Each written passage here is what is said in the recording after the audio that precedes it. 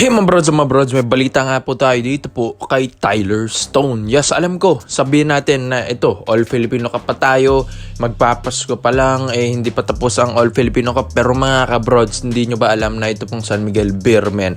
Syempre, nagpe-prepare na rin sa next season. Yes, dahil gusto nga nilang makuha ito pong si Tyler Stone bilang maging import nila. Yes, kung matatandaan nyo, ito pong si Tyler Stone, dapat ito yung magiging import ng SMB dati.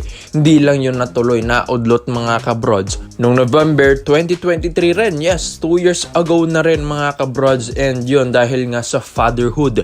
Dahil nga, syempre, mag-aasikaso siya sa kanyang asawa and sa kanilang magiging baby. And yun, si Ivan Aska ang nag-step up noon. And siya yung pumalit kay Tyler Stone, si Aska. Pero ito pong si Tyler Stone, sabi nga nila kung ito yung naging import ng SMB that time, baka ito pa yung mag-champion dati, yung SMB.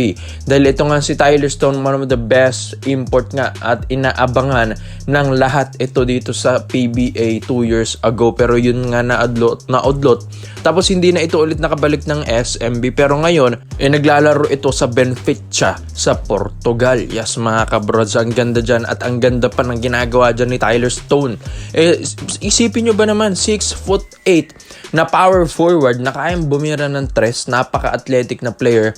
Ang ganda ng quickness, yung speed, yung agility nito mga kabrods, yung court vision, yung athleticism, yung kanyang pagiging team player ay andon na rin mga kabrods. Tapos ang ganda pa sa mga alley-oop passes, ang ganda rin sa mga alley-oop dunks. Kaya etong si Tyler Stone talagang full package na makukuha sana ng SMB noong 2023. Hindi nga lang natuloy mga kabrods. Excited nga rin yung mga fans dahil makikita nyo sa ensayo pa lang, sa mga clips na pinapakita natin, sa ensayo pa lang ng SMB ay talagang napapamangha na rin sila dito kay Tyler Stone. Kaya nga mga kabrods, magandang senyalis ito na habang ngayon pa lang All Filipino Cup pa lang, kinokontak na nila si Tyler Stone. Parang habang maaga pa, yung chemistry ay naandun na rin. Tapos hindi na rin ito magkaroon ng mga conflict katulad na lang ng nangyari sa kanya last 2 years ago na hindi nga natuloy sa San Miguel Beermen. Secure na ito ng SMB. Ayun na rin din kasing kumuha ng mga iba't ibang imports.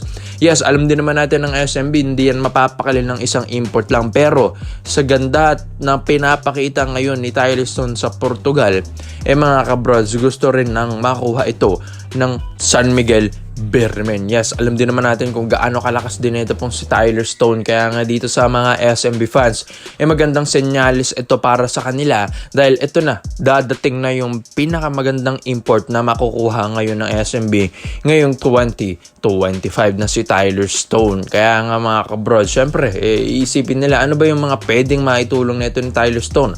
Both offense and defense, ilista mo na para kay Tyler Stone. Ang dami kasi mga imports na nangyari at dumaan dito sa SMB, pero ito talaga yung player na nasa practices pa lang, mga kabrods, ramdam na nila yung serbisyo na ito ni Tyler Stone.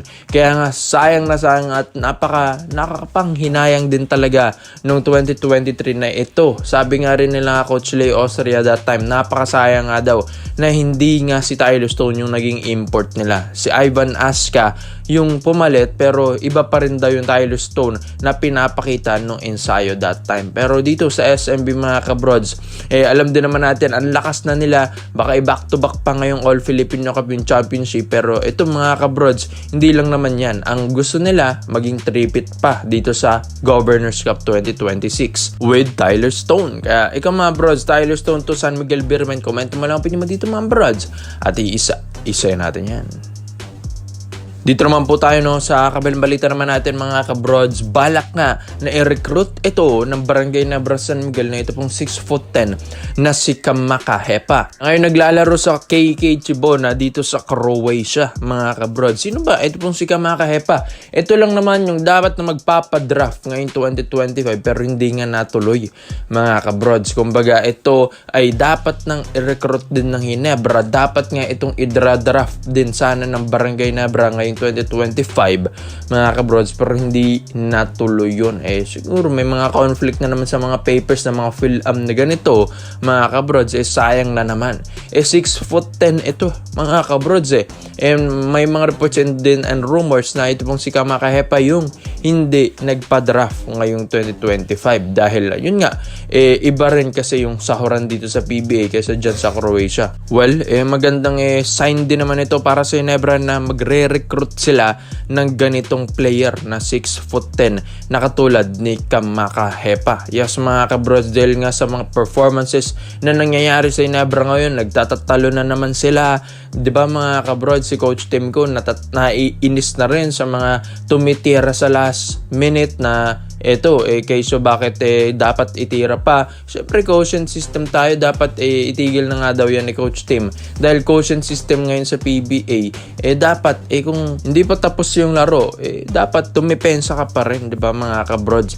Ito nga dito sa Ginebra naganda gulo-gulo na sa pinapaganda sana yung lineup pero ito naganda gulo-gulo pa ito kasi yun naman din talaga yung kulang ng Ginebra big man mga kabrods, kaya hindi rin dapat na ganito maging kontentong Barangay Ginebra San Miguel sa lineup nila dahil kung ito yung magiging lineup ng Ginebra all throughout their season ngayong All Filipino Cup 2025 to 2026 malabong mag-champion ito pong Barangay Ginebra San Miguel. Ang daming nawala, 5. Kailangan nga kunin nila ito pong si Kamaka Hepa recruit mga kabrods kahit sabihin natin na hindi ito na draft sa PBA. Pwede naman maging undrafted ito ng PBA tapos ito yung magiging kunin ng Barangay Ginebra San Miguel. Kaya nga magandang makuha ito ng Ginebra dahil mga kabrods 6'10" lang naman ito. Halos kasing height ni Jonmar Fajardo na napaka-athletic, kayang bumira ng tres, kayang bumira ng perimeter, napakabilis na player sa height ng 6'10" parang ang shooting guard or shooting forward ang laruan nito Kaya nga mga kabrods, ang ganda para sa Barangay Ginebra San Miguel ito na makakuha ng ganitong player, flashy na player. Biro nyo may handle 6'10", kaya nga maganda ito para sa Ginebra, para rin silang mayroong import mga kabrods. Habang maaga pa dapat makuha nila si Kamaka Hepa dahil in terms of offense and defense makakatulong talaga ito para sa kanila. Yes mga brods, biro nyo, ganda mag-rebound niyan, ang ganda umiscore niyan, mabilis na player yan, tapos maganda pang pick up sa laro, maganda pang court vision, may team play din. Kaya yan nakagandaan dito kay Kamaka Hepa wala na silang hihingilin pa dito sa player na ito dahil magaling na and swabe pa kung maglaro mga kabrods. Pero dito sa pagre-recruit ng Ginebra dito kay Kamaka Hepa pag-iisipan muna ito ng Barangay Ginebra mga kabrods dahil baka nga hindi ito ma-aprobahan ni Kume dahil hindi nga ito nakalista sa mga applicants natin, sa mga draft applicants natin ngayong 2025 PBA draft. Kaya nga, ikaw mga bro, sa tingin nyo ba dapat bang i-push ito ng Ginebra na makakuha ng 6'10" na katulad ni Kamaka Hepa? Kaya comment mo lang mo dito mga bro, at isa natin yan. Salamat po sa panonood mga bro. This is Kings Basketball. Yun lang, I'm out.